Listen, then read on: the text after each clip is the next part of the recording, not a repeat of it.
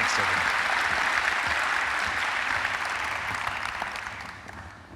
Hi, everyone. Bon après-midi. James Murdoch, you've had a big year, an intense year. 21st Century Fox, born out of the split of the News Corp business.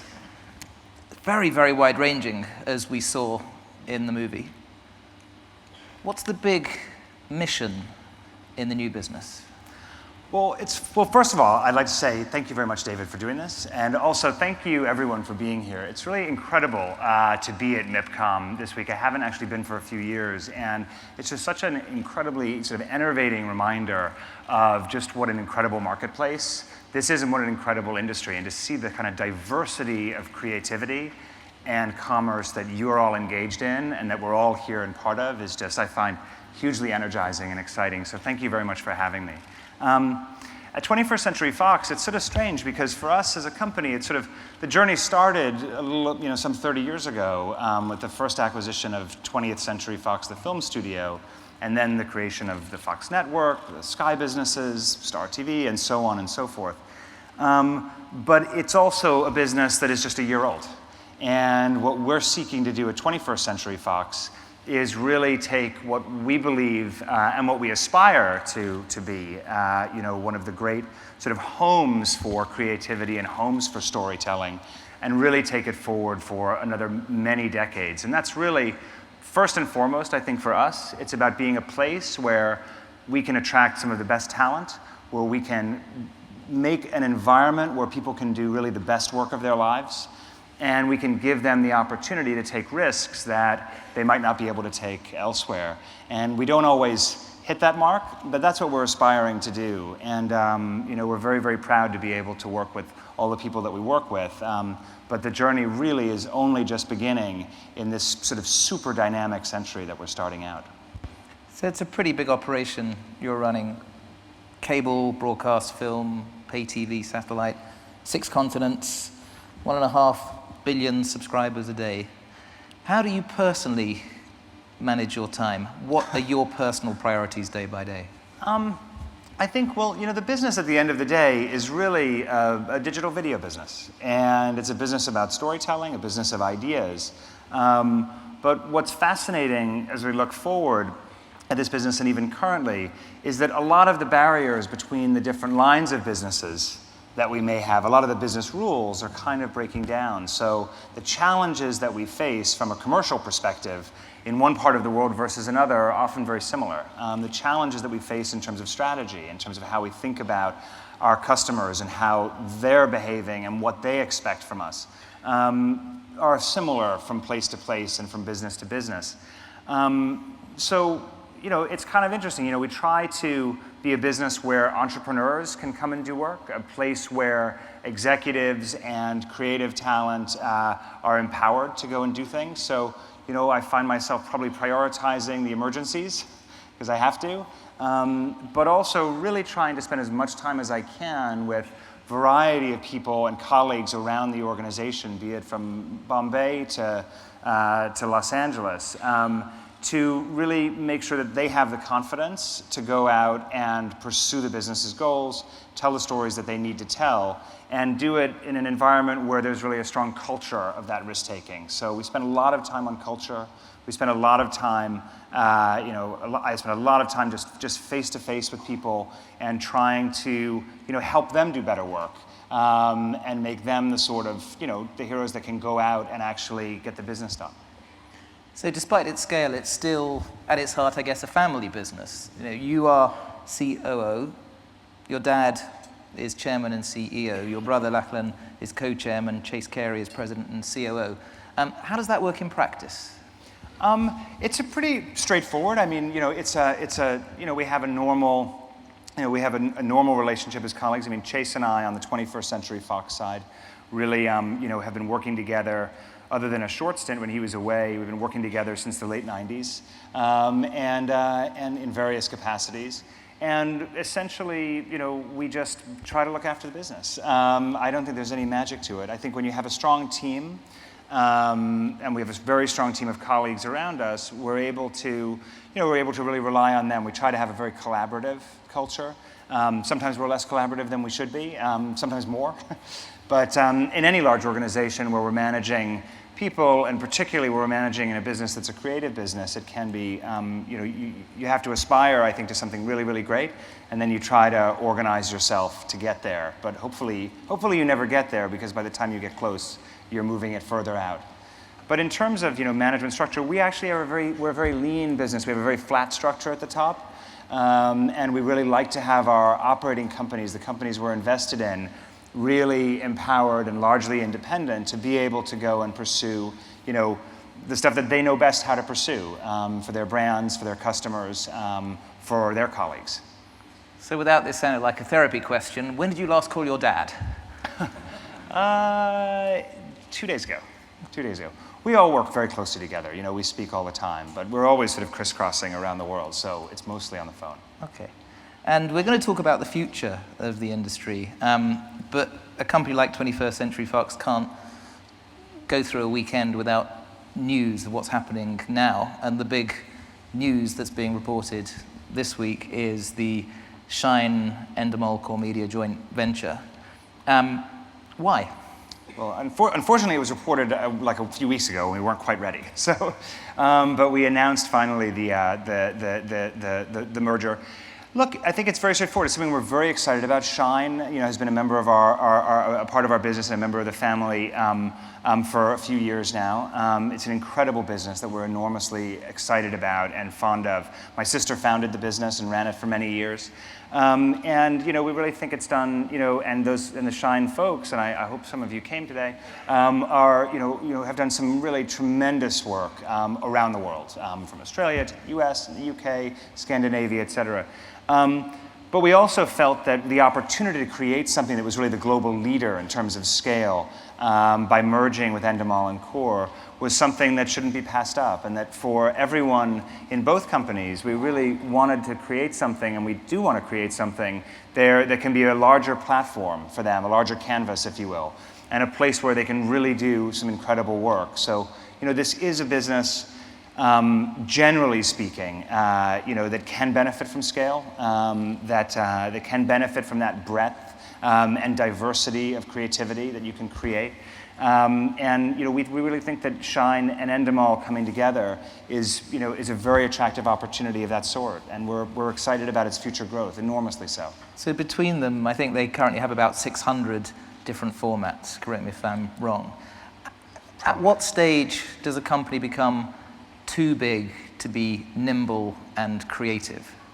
Well, I think it's a question of how you manage them, right? And I think when we think about creative businesses anyway, I think you make a good point. It's important to keep a certain amount of decision-making highly empowered and around a subset of things, right? So that you can't over-synergize in these businesses. I think you have to allow people to run, their own show, to run their own shop, if you will. And what you want to do is create a platform for them where they can come and do that, where the best people from around the world can come and do that. It's similar, when we look at what the film studio at 20th Century Fox has been able to do between, what they call Big Fox, which is 20th Century Fox, and Fox Searchlight and Fox 2000, and these sort of imprints there that have really excelled by being able to be a more manageable creative process, a more manageable sort of span of control, if you will, and really benefit from the strong imprimatur of the leaders of each one of those things. So I think while you can put a lot of things together, it's very important when something, particularly in a creative business, has a unique identity and a unique culture, as all successful ones do. You have to make sure that you're not over-engineering the large scale of it, but where you can in terms of distribution, in terms of how you commercially kind of go out to the world. That's where that scale really benefits, and it creates a better platform for all of those individual creators. So do you feel we're going to enter an era of rapid consolidation? I think we're already in it. We certainly see consolidation of at the sort of infrastructure layer of the television business, cable and satellite, et cetera, the retailers of television and broadband. We see an explosion of new competition of sort of the over-the-top retailers, be they a Sky Go type of a business, or an Amazon or a Netflix, and so on and so forth. But I think at the upstream business, in the copyright business, I think we will probably see more consolidation. But it's very important, scale for scale's sake doesn't really get you there. What we really need in an environment like this is to have big brands, really distinctive, high quality, differentiated programming. Storytelling, of a very high order, be it scripted drama or sports with all of the wonder and excitement and jeopardy involved in that. We need to have things that really can stand out and that are discoverable by customers in a meaningful way.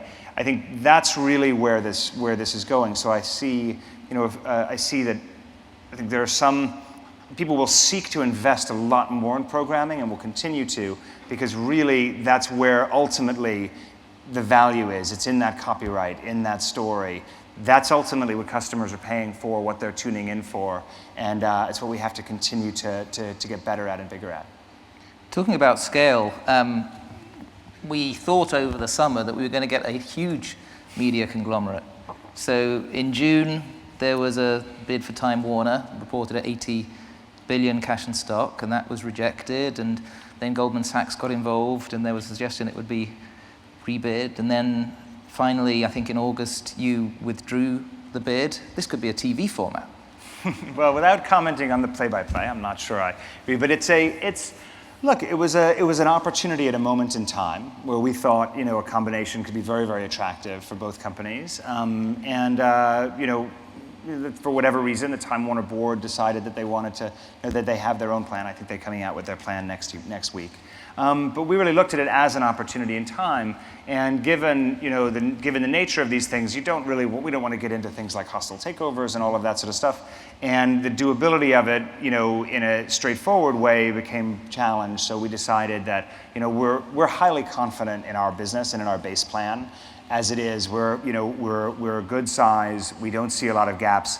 That was really an opportunistic thing to try to do at a moment in time that we decided we didn't want to drag out and move on. We've got an exciting business that's growing. We're growing very quickly in our cable networks business around the world, in the US as well as in Latin America and Asia and Europe. Our Indian business is growing incredibly well at Star TV. We think, and I believe, really the creative quality of what we're doing in a lot of these places everywhere is very exciting. We've completed, or we're about to complete, the merger of the 3 European Sky businesses, which creates something really new, a real 21st century digital television company across all of Europe, which we think is going to be a great innovator and creator. So we had plenty to do, and we decided to just move on from that. What's the specific benefit of bringing together the Sky Italia and Sky Deutschland? I think the Skies are, we've always said that they would be stronger together than apart.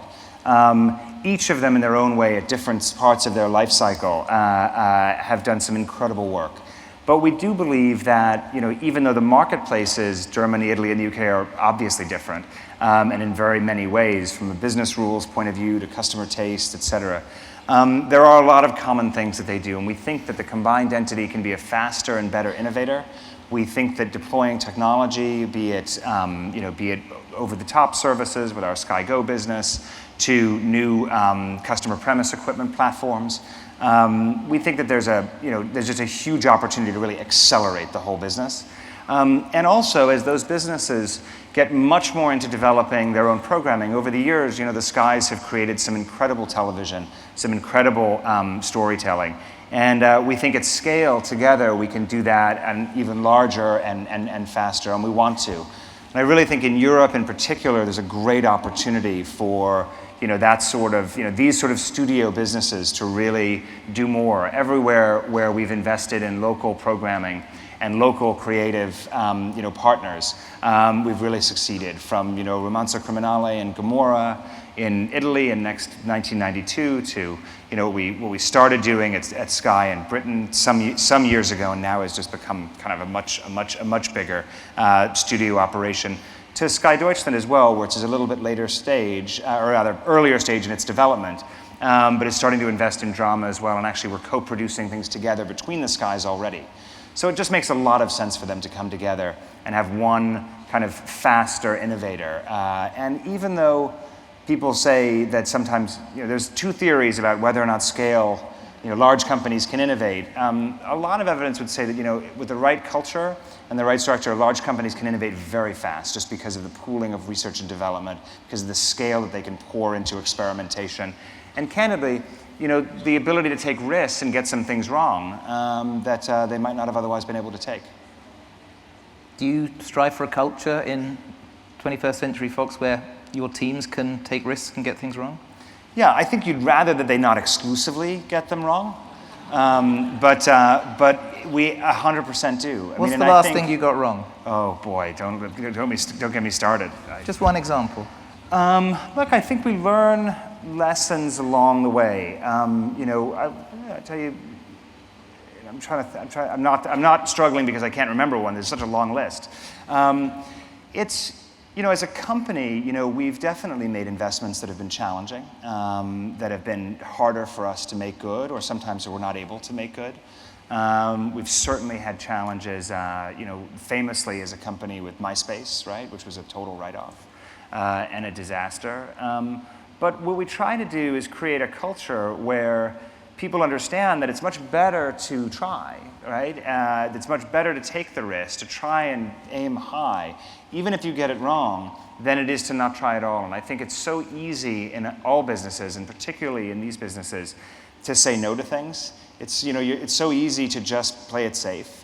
But really, the great successes come from when you're taking those bigger risks. And we see that certainly creatively as well as commercially. And it's really important to have a culture where a firm doesn't get traumatized by the things it gets wrong. You can see large companies really become incredibly risk averse, incredibly slow, possibly over analytical. And we think that that's probably the wrong answer in a marketplace as dynamic as this one, but generally in business and in life. So we like to have a place where people can come and feel like they're going to be backed to take those risks. And sometimes we get there, and some pockets of the company are too risk averse, and we have to fix that because it's a pretty sprawling business. Have you taken a big risk lately? We're taking a bunch of risks right now. Yeah, it's. What do you see as the big risks? Well, I think all of our business is risk, but I guess once I was talking to an investor, and he was talking about the difference between buying risk and selling risk. And he was saying that buying risk generally is tricky, but you generally will get a better return. I think we like to look at a competitive landscape that where you might have strong incumbents in a place, but we like to look at a place where we think we can do something very different, where we think we can change. And sometimes you will get that wrong. We're investing an enormous amount right now in original programming, and that's delaying some profit for us, right? So our original programming investments, for example, in cable television in the US have grown enormously over the last number of years, particularly at FX and FXX. That's a risk. We put out, when we made The Simpsons, but then we acquired it for cable syndication in the US recently in a competitive auction with a bunch of other players. And we paid, an enormous sum for the entire library, and we're making 100% of it available on an authenticated basis online. We're very excited about that, but we don't really know how customers are going to react. We think they're going to love it. 550 episodes and growing, all tagged and searchable and packaged every which way. But that was risky. When we launched The Simpsons on FXX, we played all 550 episodes in sequence over the course of, I think it was 12 days. And who knew that was going to work? But actually it worked brilliantly. And actually, John Landgraf and Chuck Stadler and Stephanie Gibbons at FX were just brilliant in how they put this together. These are the sorts of risks that you have to take where you're doing something different than might have otherwise been seen. And we'll continue to do it. I love it when I see, I love the moment in the business where you sort of go, holy cow, I can't believe we did that or tried to do that, as opposed to sort of being run-of-the-mill. I like to be surprised, and I try to surprise my colleagues as well by, aiming pretty high for them. When you talk about we need to have space to fail, it's a sort of language that I, as a tech guy, hear when I'm in Facebook or in Google.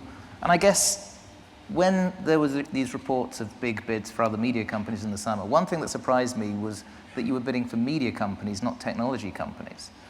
Well, isn't this becoming a game where technology companies are increasingly in the seat?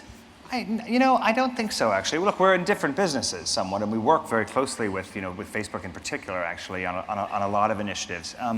But I think that for us as a creative business, we find it, I think we want to continue to grow what we have. We actually really like the assets we have. We think we're pretty well positioned. We've changed a lot of our business over the last few years.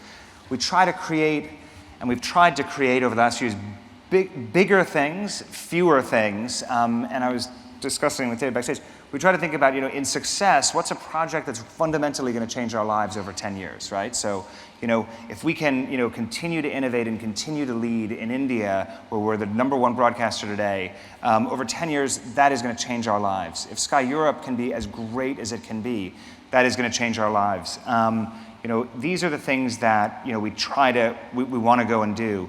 And I think in the structure of the business, as I mentioned before about the value of programming, copyrights going up, I think that's going to continue to be the case. I think there's an incredible shift going on in the business where you're really shifting value from a downstream margin to upstream creators, because the competition to be differentiated, to be genuinely meaningful to customers and viewers is so intense that investment needs to be made. And we think we'll benefit from that, from being, really we'd like to be, we aspire to be the leading and best creative company in the world. But isn't the big fundamental shift that's happening at the moment that the millennials are going onto YouTube and other online video sources, they're snacking, they're not going to become the customers for the fixed monthly satellite bill? Yeah, well, I think it's really important not to believe that business rules are static, right? So there's absolutely no question that we live today in an environment of essentially what I think it was Michael Powell at the FCC years ago, he referred to as ultimate plurality, right? This notion that everything is available that was ever made to anyone everywhere, right? And that's really driven by connectivity. It's driven by the economics of the cloud. It was being driven to some extent by the cost of storage locally. People could have huge hard drives in their homes for very little money. Now it's really about the cloud. And I think that's an enormously exciting time for customers. Now, what that means is the competitive set that we all operate in is vastly larger than it's ever been before. It's incredibly, I was talking about before, just the creative diversity here at MIPCOM. When you walk around the floor, as I did this morning downstairs, and see, from everywhere around the world, so many new ideas, so much competition for each other to go and do this. But it's not good enough to just compete with each other, what we have this year at MIPCOM. Today, in an environment of ultimate plurality, where I can have vast libraries at my disposal as a customer, if you make a new TV show, you're competing really with every TV show that's ever been made before. It's incredibly challenging. Now, I think that's enormously exciting for customers, and I think creatively, what we're seeing around the world is some of the most incredible really an incredible revolution in quality that's coming through. And I think customers are responding to it. So if I look at the way that people are consuming dramatic series, for example, they are time shifting them, there's no question. They're consuming them on platforms that have to date been more challenging to monetize. I hate that word, but that's, to do that. But generally speaking, that part of the business, the streamed business, point to point, should be a much better business for creators and for us as well. But so you're right that the thing is shifting, but I think you're going to see things break down in a surprising way. It's not going to be about everything being totally atomized a la carte. Customers generally like bundling because bundling drives down prices and drives consumption up. But a Netflix is just a bundle of on-demand programming there. And actually, people really like paying a monthly subscription if it's reasonable and they get a good quality service.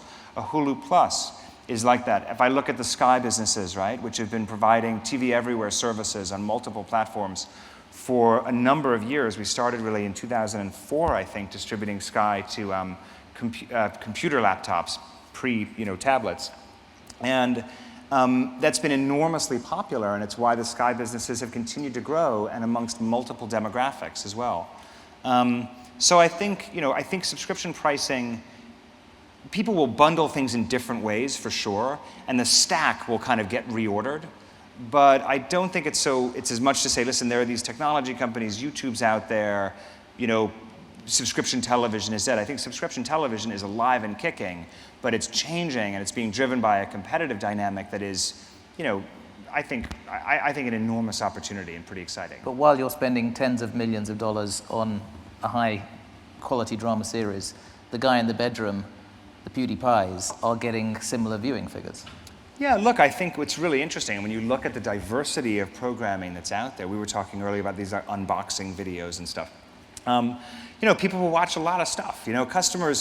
Customers are always, and they should always surprise us. And I always say to people, you should never overestimate the customer's satisfaction with the status quo.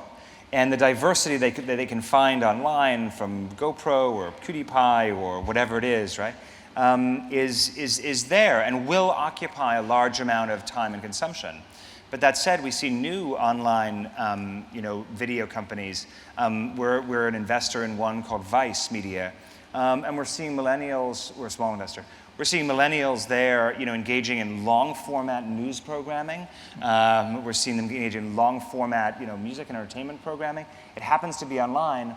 It happens to be a different kind of advertising model than is out there, but it is ultimately a quality video business that has, created an authentic connection with its customers, and that's really our challenge everywhere. And everyone storytelling is how do we create that authenticity, and how do we really connect with those viewers? And I think, I think actually in large parts of the business and the industry globally, I think it's actually it's a very successful time right now, and customers are being better served than they ever have by what's available to them and the manner in which it's available. Let's look 5 years ahead and how technology is going to change the industry. A few quick-fire questions on how you see things like windowing. Is windowing going to survive? I think, look, there's no question that it's an interesting thought. I mean, we talk about this all the time. The business rules that we have, right, broadly as kind of a TV industry, where we have, and I'm going to get myself in trouble now with all my colleagues, but we have these windows that are set up that are largely set up in order to make our product more available to customers, not less. Because you had a finite amount of inventory that you could fill up. So you had a broadcast window, and then you would have a multi-channel window, and then you would have a second pay window, and then you might have a later one as well, and you keep cycling the programming through for periods of time because there were only 3 channels or 5 channels or 100 channels or whatever the number is, but it was finite. Now, serving ones and zeros essentially from the cloud in streaming services, the necessity of windowing from an infrastructure point of view isn't really there, right? That said, we can clearly see the consumption patterns still delivering huge value for customers and for customers both on a wholesale basis, who we sell to around the world, as well as to the end viewer customer, which is usually who I mean when I say customer. But there's no question that windows have already started to contract and are shorter in many ways. There are new windows emerging, the SVOD window, Pay-2 window, all of this sort of stuff. And eventually, I think we'll probably see more comprehensive, if you will, multi-window kind of exploitation, where you'll have more availability earlier of everything. It's simply a question of the marketplace getting to a price for that, and how you then do that in the context where all the way up the chain you have partners, you have profit participants, you have creators and showrunners, et cetera, who all need to be part of that decision in terms of how you ultimately get paid, and how they feed people and how we employ people. So I think windowing will survive because it's ultimately it should be driven by making the product more accessible. When it becomes a tool for limiting choice because the old infrastructure was preferable to new products, then it will be a problem. And we need to make sure that we don't suffer from that kind of incumbency challenge as we go forward. Now, I have to say, I see actually that the television industry generally has actually been pretty progressive in terms of making things available in earlier windows, finding new people to buy programming and distribute it in new ways. And we need to continue to see that. Quick answer, will territoriality survive? Look, I think so for a lot of things, but I don't think it's as I don't think it's as a sure thing. both from a regulatory perspective. I mean, if we look at what's happening in the European Union today, or at the Commission in Brussels around, allowing roaming of content. So you can take, I'm not sure, I've always suspected that it's more about kind of a lot of, kind of bureaucrats in Brussels who'd like to have a Sky Italia subscription or whatever. And that's fair enough. We'd love to be able to provide them. But I think really, I think the territoriality probably will break down over time. But it's going to be driven by the marketplace and commercial. I don't think that's a technology issue. Let's talk a bit about copyright.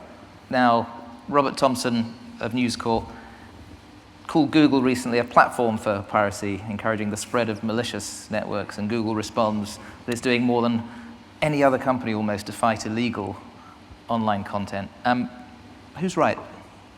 I don't know if I really want to get into that debate right now. I think there's no question that they can do more, a lot more. So certainly Google's not right in saying that they're doing more than anyone. That just isn't true.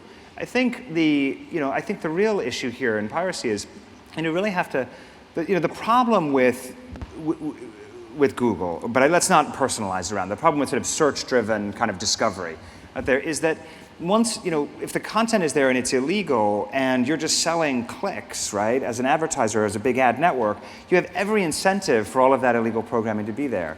So you may be slow, you may say, send me a letter about it if you see an infraction or whatever it is. And I think that's fundamentally not really good enough. I think, copyright is the font of innovation on a scale over the last, whenever it was in I think it was the 15th century. What are the Statute of Anne? You would remember that sort of enshrined copyright as really authors' rights, as the ability of an author and a creator to feed himself. And now this is an industry. There are hundreds of thousands, maybe millions of jobs around the world that one way or another benefit from the copyright business, our business, and music and other forms of copyright. And I think it's really important. And it's important for governments to take it very seriously. It's important for regulators to take it very seriously. And it's very, very important for infringers to be taken seriously, and those who turn a blind eye or enable infringement to be held accountable. But that's as far as I go on that. But it is a big problem. I hope, to your question before about availability or windows, one of the key things we need to do as well is make sure that we're making product available to customers in as easy a way as possible, so as to disincentivize piracy at the kind of customer level as much as possible. And that's something that we have to do and we have to innovate around to make sure that we're not creating this problem in part by ourselves. So Amazon is now making programming, and Netflix is accelerating its expansion, particularly in Europe at the moment. Are they friends who can take some of your content, or are they foes? Well, I mean, they're partners in many ways. I mean, we sell programming and create programming for Amazon and Netflix. And they've done, I would say particularly, we don't know any of Amazon's numbers. It's a little bit of a black box over there. But I think, Netflix has obviously done, tremendously well and has really created a category out there that customers clearly love. And as they invest in more programming, that programming can be competitive with ours, but we also continue to supply programming to Netflix. And that will ebb and flow. We also supply to Hulu Plus as we sell to our partners at HBO for exploitation both on HBO as well as HBO Go, or to the Sky businesses. I think, the business is not so much a zero-sum game as some people might see it from the outside. It's a more nuanced business than that. And what we need to do is we need to make the careful decisions that we're exploiting the product that we have in as robust a way as possible, and really therefore creating an environment where new storytellers know that they're going to be looked after, right? Know that their product is going to be, we're going to be commercial about it, we're going to sell it, we're going to do well for them, and we're also going to get the widest possible audience for what they're doing. And that's how we have to manage it, as opposed to just saying, X company is the enemy. These businesses are too diverse to have hard and fast rules around that. We have too many interactions with our partners around the industry, even when we're competing with them somewhere else. Two last questions. You've had a demanding couple of years, especially before 21st Century Fox was created at News Corp. You made a lot of headlines. I'm not going to go into the detail. I just wonder, though, that experience, senior role in a company going through a complex time, what did you personally take out of that to be a better leader? Well, I think it's really interesting, and I'm sure many people in this room, you go through periods of, where maybe you're more high profile than you would have chosen, or you're being attacked for something, or a company can genuinely be in crisis, and that can be driven by the press, it can be driven by politics, it can be driven by genuine failures, all those things. I think the main thing that I look at is actually, we were talking about it the other day. I think you try to learn, A, that you have to lead through those things, that all of your colleagues are going through the same thing that you are, even though you may be more high profile because you're the boss, whatever it is. But you have to lead people through those things, and you have to really enable them also to help you. And that's something that's hard to do, but you really find real strength in the organization when you go through, when you stress it, right? When it gets tested like that, and strengthen individuals.